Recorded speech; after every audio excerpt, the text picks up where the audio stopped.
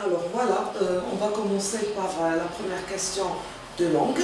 On vous demande de relever du texte une phrase qui exprime le but. Alors, c'est dans le premier paragraphe. Dans la première ligne, nous avons « Ma mère luttait ainsi courageusement afin de gagner chaque mois ce qu'il nous fallait, etc. » Donc voilà, afin de. Donc il faut noter ma mère luttait, ma mère. À partir de ma mère, je vais mettre 3 points. Afin de, afin. Petit b. Pour la question pour le petit b, on vous demande de relever une phrase où l'on exprime la comparaison. Eh bien, donc la phrase où l'on exprime la comparaison, c'est à partir de la ligne 3. Qu'elle plaçait chaque jour devant moi dans l'assiette un peu solennellement comme le signe même de sa victoire sur la vie. Voilà le passage. Donc la phrase elle est trop longue. Moi, elle ne commence pas à partir de elle placée.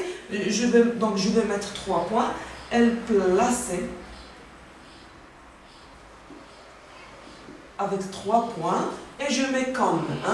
Et je vous conseille d'utiliser les couleurs, utiliser le verbe par exemple pour souligner les expressions. Par exemple pour le but, il faut souligner afin de, et pour la comparaison, souligner comme. Il suffit de l'écrire avec une autre couleur. Comme et 3 points de suspension. Voilà. Pour la deuxième question de langue, quoique son geste soit rapide, j'ai su toute la vérité. On vous demande de remplacer le terme souligné par une autre expression équivalente. Alors, quoique peut être remplacé par bien que. Bien que. Et les deux expressions expriment la concession. La concession, même si, mais, ils expriment la concession. Passons à la question 3. On vous demande de mettre les verbes entre parenthèses, au temps et au mode qui conviennent. Ma mère luttait courageusement afin que le verbe manquer de rien et que nous, le verbe pouvoir. Alors, qu'est-ce que vous remarquez là? On a l'emploi de afin que, l'expression de but. Et vous avez vu dans la leçon que avec afin que et pour que, il faut employer le subjonctif. Après, afin que et pour que, il faut employer le subjonctif. Les deux expressions s'emploient lorsqu'on a deux sujets différents et c'est le cas ici. Donc on a le sujet ma mère, mais dans la première proposition, dans la deuxième nous avons nous. Donc afin que nous ne manquions. Donc il faut mettre, on va effacer ER, c'est un verbe du premier groupe, et on va mettre nous manquions. De rien. Et que nous, alors attention, que nous ne manquions de rien, donc il y a deux buts. On a deux subordonnés, deux buts. Pour la même expression de but avec deux propositions subordonnées.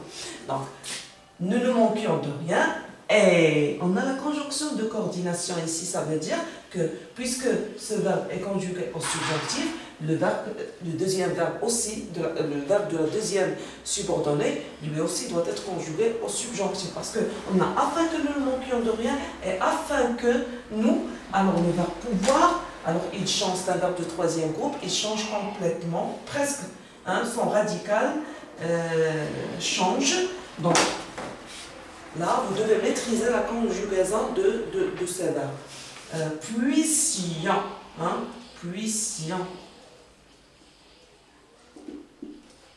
Voilà, puissions. La quatrième question, elle tenait sur ses genoux la poêle à frire où mon beefsteak avait été cuit.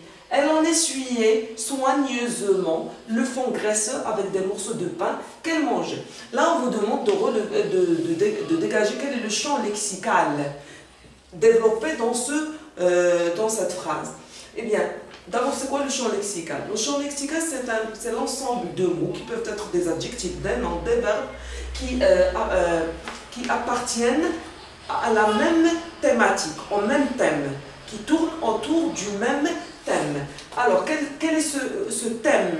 Quelle est cette idée, cette notion autour de laquelle tournent les mots qu'on a ici, dans cette phrase? Eh bien, nous avons la poêle, frire, mon beefsteak, cuit, on a le pain, manger. Ça, c'est le champ lexical de la nourriture.